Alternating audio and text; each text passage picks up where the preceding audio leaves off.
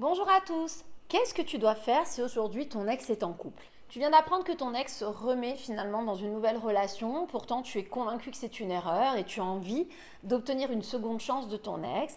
Tu es donc en train de regarder cette vidéo parce que tu attends de bons conseils pour t'aider dans ta reconquête amoureuse. Donc la bonne nouvelle, c'est qu'en effet, il y a des attitudes à adopter, des conseils à suivre. Si aujourd'hui tu es dans une démarche de reconquête amoureuse avec un ex qui pourtant est déjà en couple, je vais essayer de t'éclairer sur la situation et puis surtout te donner de bonnes directives que j'ai envie de dire testées et approuvées par les gens qui travaillent avec moi en coaching personnalisé pour t'aider justement à avoir le maximum de chances qu'au final ton ex revienne vers toi. Alors avant de commencer, en complément de cette vidéo, je t'ai laissé avoir accès à une checklist de 14 interdits. Donc c'est un mail en fait que tu vas recevoir complètement gratuit.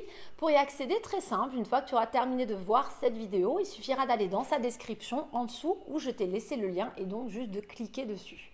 Je suis Christelle Lepage, je suis spécialisée dans les dynamiques amoureuses, experte en reconquête amoureuse. J'ai créé cette chaîne pour te faire partager un maximum de conseils, d'astuces qui peuvent vraiment t'aider à faire revenir ton ex vers toi, pour aussi t'accompagner dans cette démarche qui est très énergivore, t'expliquer en toute sincérité que ta reconquête, il n'y a pas de 100% de réussite, mais que ça peut valoir le coup que tu essaies.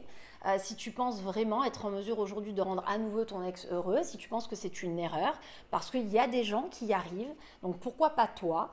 Maintenant, le but de cette chaîne également est aussi de t'ouvrir l'esprit sur ton ex, sa façon de penser peut-être actuellement depuis la rupture, pour t'aider justement à être beaucoup plus efficace dans ta façon de te comporter, de communiquer aussi auprès de ton ex, parce que je reste convaincue que plus on comprend les gens et mieux on arrive à s'adapter à eux.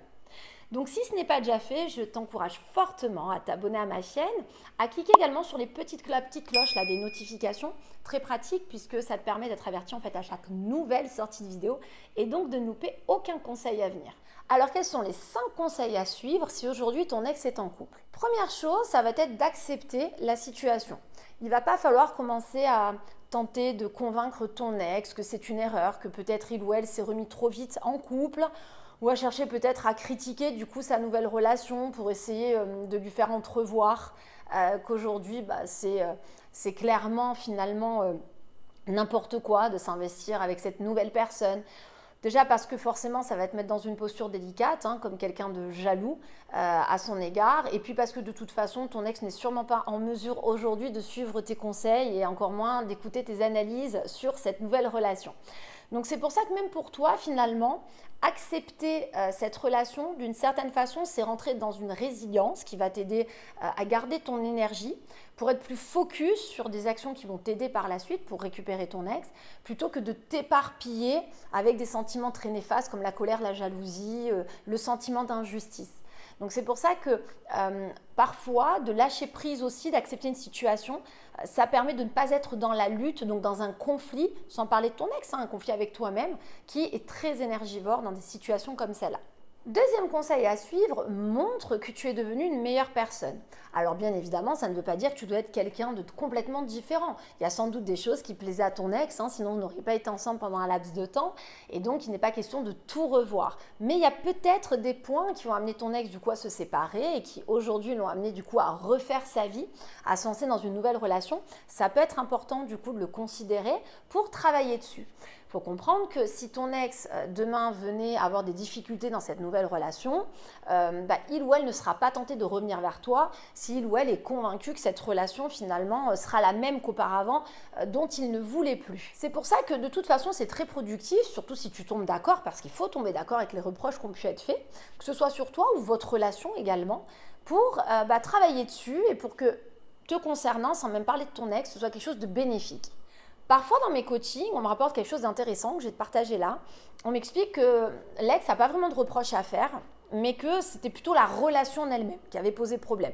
Souvent, ça, c'est des relations, par exemple, qui ont été très routinières. Donc, les gens se sont séparés sans grand reproche, mais parce qu'ils avaient l'impression qu'il n'y avait plus de peps dans la relation, que ça faisait plus vibrer.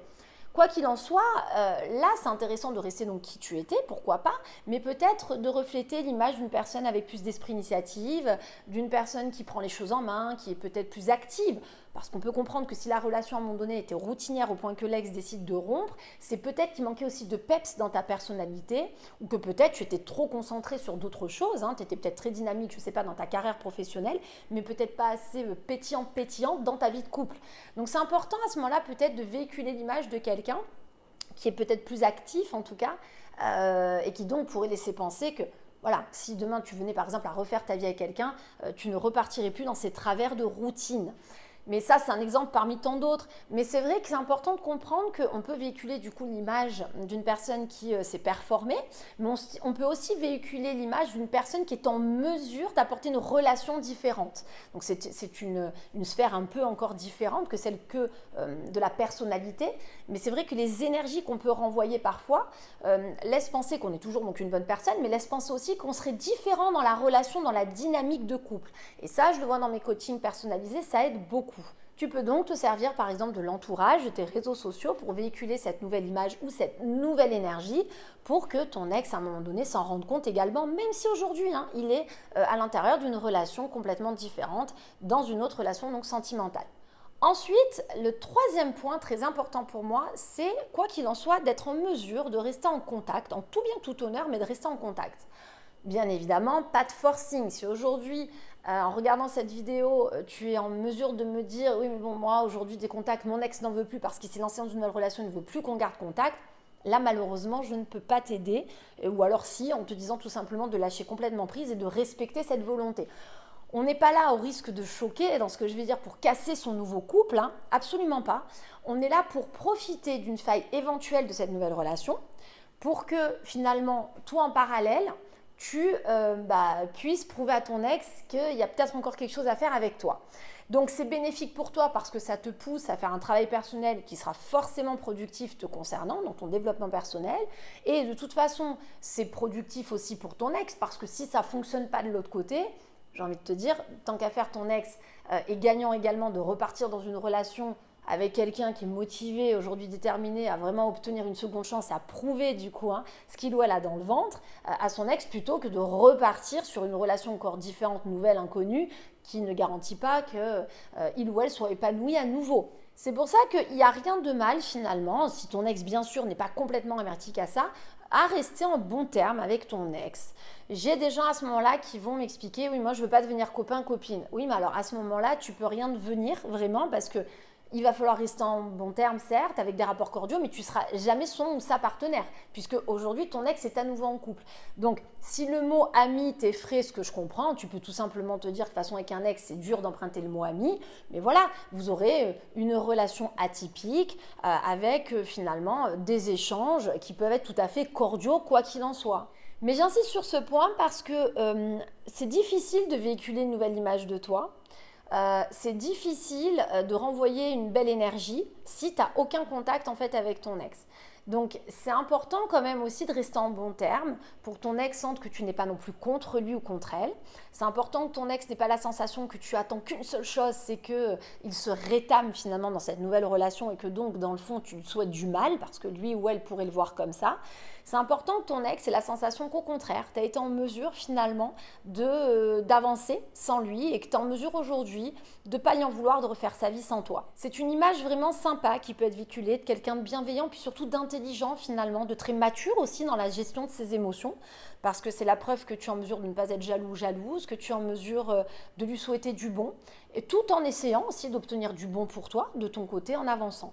Et puis je le rappelle, c'est parce que tu restes en bon terme avec ton ex que tu feras sans doute partie des premières personnes à ressentir que finalement ça ne va pas dans sa nouvelle relation. Et donc le quatrième point, assez logique dans la continuité de ces conseils, va être de te montrer heureux, heureuse, épanoui.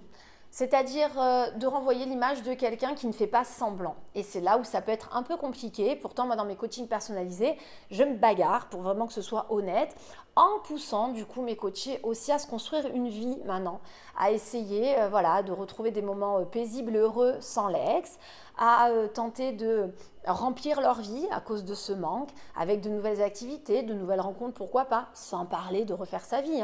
Mais c'est important aussi que ton ex se rende compte qu'il y ait une sincérité derrière dans ton épanouissement. Parce que sinon, Ton ex n'est pas bête et risquera de se rendre compte que tu gardes vraiment contact juste pour aller sonder ou savoir où il ou elle en est. C'est pas forcément très sain. Ensuite, plus ton ex va sentir que tu es en mesure d'être épanoui aujourd'hui sans lui, sans elle, malgré cette nouvelle relation, plus ton ex sera en mesure de discuter finalement avec toi, d'avoir des échanges. Si ton ex ne ressent pas que tu es dans l'attente à tout prix d'un retour, ça peut aussi un petit peu permettre à ton ex de lâcher prise te concernant, d'être moins méfiant ou méfiante.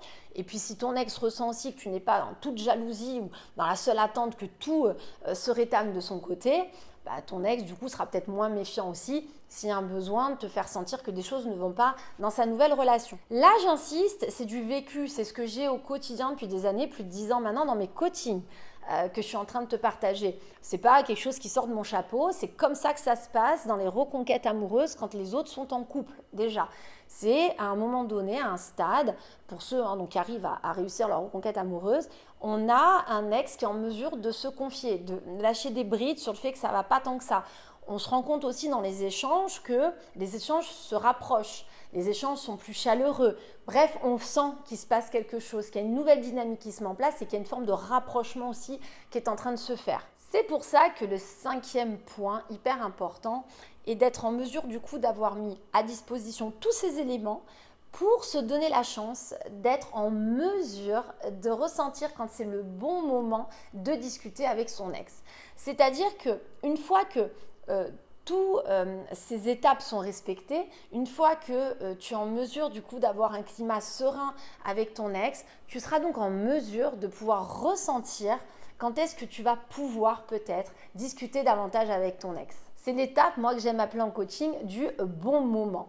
En fait, c'est le moment où tu t'aperçois que ton ex est en mesure de s'ouvrir un peu plus, que tu es en mesure toi aussi peut-être de l'interroger un petit peu plus, sans te montrer intrusif ou intrusive, mais le moment où tu peux sentir qu'une complicité peut éventuellement renaître un petit peu entre vous. Dans ces phases-là, encore par expérience, en fait, j'ai des gens qui me rapportent que l'ex se met à parler du jour au lendemain de la relation passée.